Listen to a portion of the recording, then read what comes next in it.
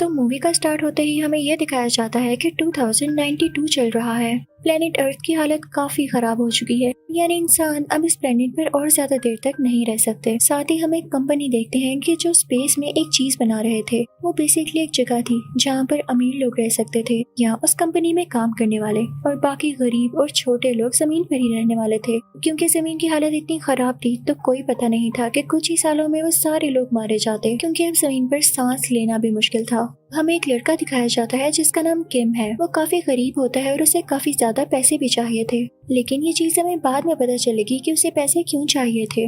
जैसा कि कुछ साइंटिस्ट स्पेस में बहुत बड़ा शहर बना चुके थे और उसे चलाने के लिए वहाँ पर काफी मशीन्स भी थी। तो ये बात काफी डेंजरस थी कि कहीं इतनी ज्यादा सैटेलाइट्स और इतनी ज्यादा मशीनरी किसी प्लेनेट से न टकरा जाए। अब ये लड़का किम जो काम करता था वो इसी से रिलेटेड था, यानी स्पेस में जो एक्स्ट्रा मेटल हो जाता ये उसको बेचा करता था। इसका पूरा ग्रुप था जिसमें एक रोबोट था, एक आदमी था और एक इनकी कैप्टन थी। उस एक्स्ट्रा मेटल और मशीनरी को पकड़ने के लिए और भी काफी ज्यादा ग्रुप्स थे, लेकिन उनके पास इतनी टेक्नोलॉजी नहीं थी, ना ही उनके पास इतनी स्किल्स थी।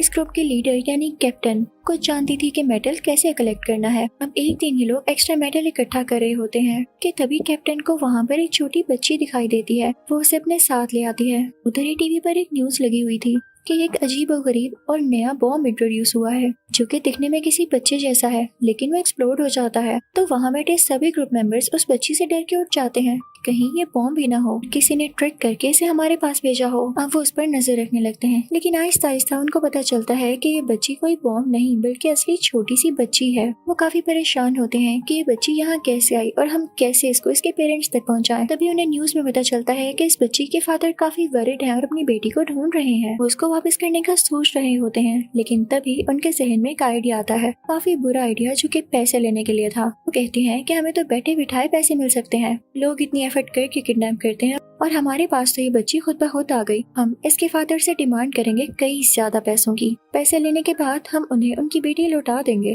फिर हमें ये पता चलता है कि इस बच्ची के फादर एक साइंटिस्ट थे जो कि उसी जगह काम कर रहे थे जहाँ स्पेस में ये सिटी बनाया गया। अब ये लोग बच्ची के साथ कुछ टाइम गुजारते हैं। उस ग्रुप में किम के अलावा जो आदमी होता है वो बच्ची से काफी अटैच हो जाता है, उसके साथ खेलता है, उससे बातें करता है और फिर उसके बाद वो सारे मिलकर इस बच्ची के फादर को कॉल करते हैं। वो कहते हैं कि आपकी बेटी हमारे पास है और हमें $4 मिलियन चाहिए। इसके बाद हम आपकी बेटी आपको लौटा देंगे। वो लोग लोकेशन एक डिस्को डिसाइड करते हैं, यानी कि वो ग्रुप उस बच्ची के फादर को डिस्को में बुलाते हैं। बच्ची को भी एक बॉक्स में छुपाकर वहाँ पर ले जाते हैं, लेकिन जैसे ही बच्ची बॉक्स से बाहर आती है तो डिस्को में मौजूद सब लोग डर जाते हैं, क्योंकि उन्हें भी यही लग रहा था कि ये बच्ची कोई बॉम्ब है, क्योंकि वो काफी अजीब तरीके से वहाँ पर आई थी। उस बच्ची के फादर अपनी बच्ची के पास आ ही रहे होते हैं, लेकिन तभी डिस्को में इतनी ज्यादा हलचल मच जाने के बाद वो अपनी बच्ची को ढूंढ ही नहीं पाते। लेकिन तभी वहाँ पर पुलिस भी आ जाती है जो कि इस बच्ची को ढूंढने लगती है। तो पुलिस से डरकर ये ग्रुप वहाँ से भाग जाता है और ये लोग अपनी स्पेसशिप में बातें करने लगते हैं। इनको पता चलता है कि इनके साथी ने उस छोटी बच्ची को वापस अपने पास ले लिया, क्योंकि वो उससे काफी अटैच हो गया था और वो नहीं चाहता था कि ये छोटी बच्ची वापस जाए। तो कैप्टन कहती है कि तुम्हारा दिमाग तो ठीक है, सब कुछ ठीक जा रहा था और तुमने सब कुछ खराब कर दिया। किम मुझसे कहता है कि हमें इसके बदले बहुत पैसे मिल सकते थे, तुम अभी भी सोचो, अगर हम इस बच्ची को वापस करते हैं तो हम अमीर हो सकते हैं। अब सीन चेंज होता है और हम उस कंपनी के ओनर को देखते हैं जिसने स्पेस में सिटी बनाई थी। उसने एक ऐसी टेक्नोलॉजी इंट्रोड्यूस कराई थी जो कि दरख्तों में जान डाल सकती थी, यानी कि वो स्पेस में भी एक फॉरेस्ट उगा सकते थे। अब लोग उसकी काफी तारीफ कर रहे होते हैं। अब सीन शिफ्ट होता है उसे ग्रुप की तरफ। पुलिस से बचकर भागते हुए उनकी स्पेसशिप काफी डैमेज हो चुकी थी और अब वो लोग उसे ठीक कर रहे थे, लेकिन उसको ठीक करने के लिए भी उन्हें कुछ पैसे चाहिए थे, कुछ औजार चाहिए थे, लेकिन इस वक्त उनके पास कोई पैसा नहीं होता। वो काफी परेशान होते हैं कि तभी वो छोटी बच्ची आती है। किम से कहती है कि क्या आप मुझे सीजर दे सकते हैं। तो किम उससे पूछता है कि तुमने सीजर क्या करनी है। तो वो छोटी बच्ची उसे बताती है कि मेरे पास एक टमाटो प्लांट था, लेकिन आज तक उस पे कोई टमाटो नहीं लगा, लेकिन पता नहीं क्यों मेरे प्लांट पे काफी ज्यादा टमाटोज लगने लगे हैं। आप उनको काट कर बेच सकते हैं। जैसा कि अर्थ पर अब कोई ग्रीनरी नहीं, कोई प्लांट नहीं, तो हमारे ये टमाटोज बहुत जल्दी बिकेंगे। और ऐसा ही होता है। वो लोग जाकर ये टमाटोज बेचने लगते हैं, जिससे उनको काफी अच्छा प्रॉफिट मिलता है। अब उन पैसों से अपनी स्पेसशिप को ठीक करते हैं। अब वो लोग वहाँ से निकलने लगते हैं तो हम देखते हैं कि उस टीम का रोबोट उस छोटी बच्ची का मेकओवर कर रहा होता है। उससे काफी प्यार से बातें कर रहा होता है। तो वो बच्ची उससे पूछती है, रोबोट अंकल, किम अंकल इतने गुस्से वाले क्यों हैं? तो रोबोट उस छोटी बच्ची से कहता है कि नहीं बेटा, वो गुस्से वाले नहीं है, बस अभी कुछ परेशान है और उसे ज्यादा से ज्यादा पैसे चाहिए, इसलिए वो बस इसी एफर्ट में है। तो वो बच्ची कहती है कि मुझे समझाएं पैसे इतने जरूरी क्यों होते हैं, किम अंकल पैसों के लिए इतने परेशान हैं क्यों? तो रोबोट उसे बताता है कि बस उसके साथ हुआ है कुछ ऐसा। क्या आप रियल स्टोरी सुनना चाहोगी? तो वो बच्ची कहती है जी रोबोट अंकल, मुझे बताएं ना। तो वो रोबोट पास्ट की स्टोरी सुनाना शुरू करता है। वो कहता है कि कुछ मंथ्स पहले जब सब कुछ ठीक हुआ करता था तो मार्स यानी स्पेस में बनाई गई सिटी में जो पुलिस थी, ये उसका लीडर था, यानी किम एक पुलिस हेड था। सब कुछ इसके अंडर था। ये क्राइम रेट को कम करता था।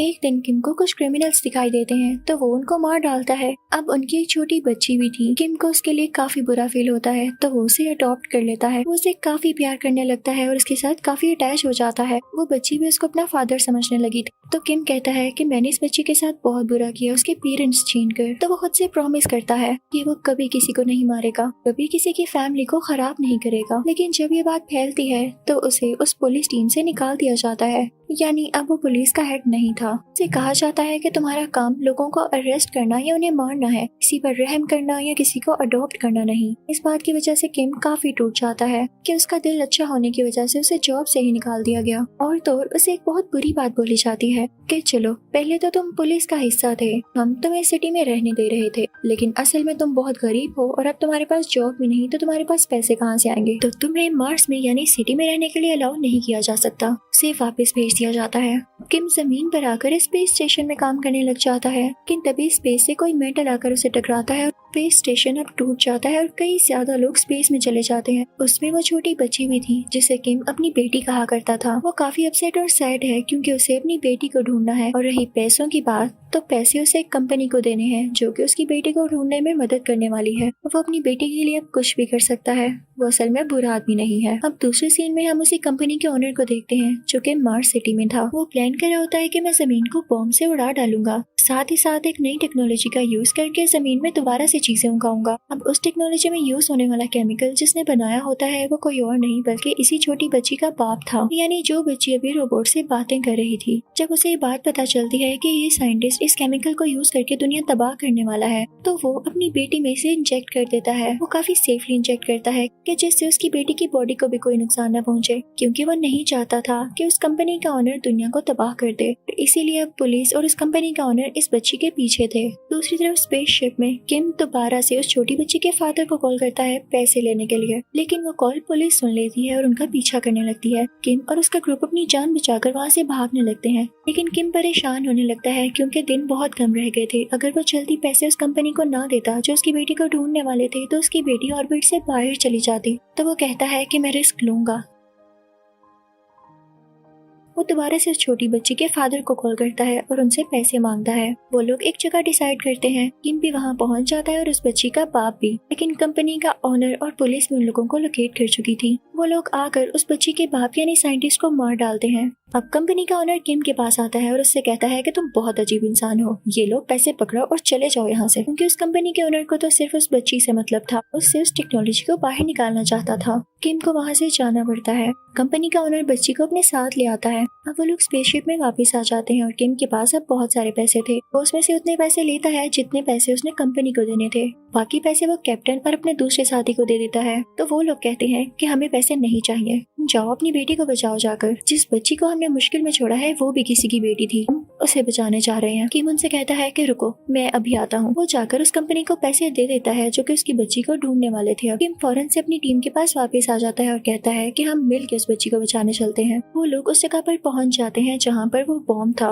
और वो बॉम्ब वही था जो कि अब दुनिया को एक्सप्लोड करने वाला था, क्योंकि उस कंपनी के ओनर ने उस छोटी बच्ची की बॉडी से वो टेक्नोलॉजी निकाल ली थी और इस बॉम्ब में फिक्स करके बॉम्ब की टाइमिंग चला दी थी। जल्द ही ये बॉम्ब एक्सप्लोड होने वाला था। कैप्टन फौरन से उसके सिस्टम के पास जाती है और बॉम्ब को डीएक्टिवेट करने की बहुत कोशिश करती है, लेकिन नहीं कर पाती। वो सब लोग डिसाइड करते हैं कि अगर बॉम्ब डीएक्टिवेट नहीं हो रहा तो हम इस बॉम्ब को बहुत दूर ले जाएंगे, दुनिया से बहुत दूर, ताकि इसका असर दुनिया पर बिल्कुल न हो। लेकिन इसका एक रिस्क ये था कि अगर वो बॉम्ब को दूर ले जाते तो खुद वो जल्द वहाँ से वापस नहीं आ सकते थे और वो खुद भी इसमें ब्लास्ट हो सकते थे। लेकिन वो अपनी जान की परवाह किए बगैर इस प्लान को डन करते हैं। अब वो सब लोग उस बॉम्ब को बहुत दूर ले जाने लगते हैं। ये देखकर कंपनी का ओनर भी उनके पीछे जाता है। अब बॉम्ब का टाइम खत्म हो चुका था, बॉम्ब एक्सप्लोड हो जाता है। अपेरेंटली हमें ये भी लगता है कि किम, कैप्टन और उनके बाकी साथी मारे जा चुके हैं, लेकिन तभी उनकी बॉडी के इर्द गिर्द कुछ माइक्रोबॉट्स चिपक जाते हैं और ये भेजे थे उसी छोटी बच्ची ने, क्योंकि उसकी बॉडी में अभी भी ये टेक्नोलॉजी और माइक्रोबॉट्स थे, क्योंकि उसने किम और उसके साथियों की मदद के लिए भेजे। लेकिन उस कंपनी के ओनर की बॉडी के गिर्द कोई माइक्रोबॉट नहीं आया, तो वो उस ब्लास्ट में मारा जाता है। किम जब वापस आता है तो फौरन से उस कंपनी में अपनी बेटी का पता करना चाहता है कि क्या आप लोगों को मेरी बेटी मिली, तो वो लोग कहते हैं कि नहीं, वो ऑर्बिट से बाहर चली गई होगी, सॉरी हम उसे नहीं ढूंढ पाए। किम काफी उदास हो जाता है। तभी उसके ग्रुप मेंबर्स उसे कहते हैं कि ये देखो, ये छोटी बच्ची तो तुम्हारे साथ बैठी है, इसके पेरेंट्स भी अब नहीं रहे, तो क्यों ना हम सब मिलकर इसे पालें। तो वो इस बात पर मान जाता है। अब वो सारे मिलकर और हंसी खुशी रहने लगे थे। उस छोटी बच्ची की बॉडी से वो टेक्नोलॉजी यूज करके दुनिया को दोबारा से ग्रीनरी दे दी जाती है। सारे फूल, पौधे, दरख्त दोबारा उगा लिए गए थे। वहाँ तो जैसे लाइफ वापस आने लगी थी। और यही मूवी खत्म हो जाती है। Thank you for watching.